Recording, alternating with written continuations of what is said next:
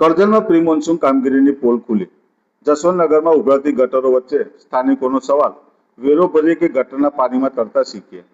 કરજણ નગરપાલિકા વિસ્તારના નવા બજાર સ્થિત જસવંતનગર સોસાયટીમાં લાંબા સમયથી ઉભરાતી ગટરોની સમસ્યાથી સ્થાનિકો ત્રાહિમામ પોકારી ઉઠ્યા છે.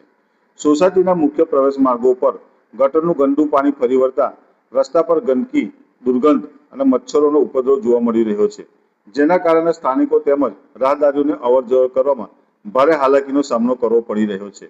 ચોમાસા પહેલા દર વર્ષે પ્રી મોન્સૂન કામગીરીના નામે લાખો રૂપિયાના ખર્ચની વાતો થાય છે, પરંતુ જસવંતનગરની આ સ્થિતિને જોઈને જાણે કાગળ પરથી ગટર સાફ થઈ ગઈ હોય અને જમીન પરની ગટર હજી પણ રાહ જોઈ રહી હોય તેવું દેખાઈ રહ્યું છે.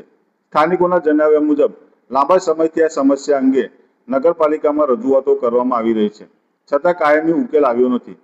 પરિણામે સ્થાનિકોમાં ભારે રોષ જોવા મળી રહ્યો છે.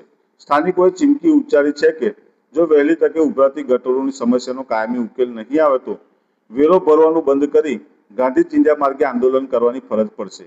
હવે સવાલ એ છે કે પ્રી મોન્સૂન કામગીરી માત્ર કાગળ પર જ થઈ હતી કે ખરેખર જમીન પર પણ થઈ હતી.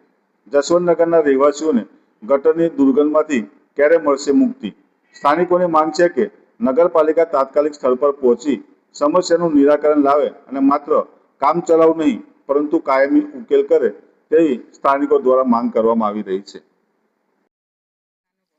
અમારી સોસાયટી જસવંતનગર, એમાં ગટરોનું પ્રોબ્લેમ છે. વારંવાર અરજી આપતા કોઈ નિકાલ આવતું છે નથી. ગટરો બહુ જ ઉભરાય છે. ગટરો ઉભરાય છે એના માટે રોગચાળો થાય છે. ઘરે ઘર ઝાડા ઉલટીના બીમાર છે બધા, અને અમારે આવવા જવામાં બી તકલીફ થાય છે. વારંવાર રજૂઆત કરવા છતાં. મારું નામ પટેલ નીલોફર છે. અમે જસવંતનગર સોસાયટીમાંથી છે અને ઘડી વારંવાર રજૂઆત કરવાથી અહીંયા જોઈને આવે છે, જોઈ જાય છે, ફોટા પાડી જાય છે, પણ કોઈ જાતનું આગળ એ સોલ્યુશન નથી લાવતા. અહીંયા કુંડીઓ બી કોઈ દિવસ સાફ નથી કરી. કુંડી બી અહીંયા પ્રોબ્લેમ હોવાથી કાયમ આગળ જ સાફ થાય છે. અહીંયા કોઈ દિવસ કુંડી બી સાફ નથી કરતા. કુંડીઓ પર એટલું પાણી ગટરનું આવે છે. આગળ કુંડી પરથી તો ઢાંકડા પરથી એવું લાગે કે જાણે ફુવારા જેવું પાણી નીકળે છે. એટલું બધું પાણી ગટરનું આવી જાય છે. એટલી ગંદકી, એટલા મચ્છર, એરો જેવું. અમારા છોકરાઓ જાય છે, અમને મદ્રસે સ્કૂલ મોકલવામાં પ્રોબ્લેમ થાય છે કે અમારા છોકરાઓ કેવી રીતે જશે અહીંયાથી. એટલો પ્રોબ્લેમ થાય છે. પટેલ નીલોફર. શું સમસ્યા? આ જસવંતનગર સોસાયટી છે. વર્ષોથી અમે અહીંયા રહીએ છીએ અને આ સમૃદ્ધ વિસ્તારમાં આવે છે અને એના સમૃદ્ધ વિસ્તાર તરીકે અમે જે કંઈ વેરા ભરવાના હોય છે નગરપાલિકામાં આપીએ છીએ નિયમિત. પણ નગરપાલિકા દ્વારા જે કામગીરી કરવી જોઈએ, આ જે ગટર લાઈન, ભૂગર્ભ ગટર લાઈનનું જે આયોજન છે એ મુજબ એ તદ્દન નિષ્ફળ ગયેલું છે. અહીંયા આજે આ સોસાયટીની પરિસ્થિતિ એટલી ખરાબ છે કે વારંવાર રજૂઆત કરવા છતાં નગરપાલિકાનો કોઈ સત્તાધીશ અહીંયા જોવા આવતો નથી, ના તો ચૂંટાયેલા સભ્યો આવે છે.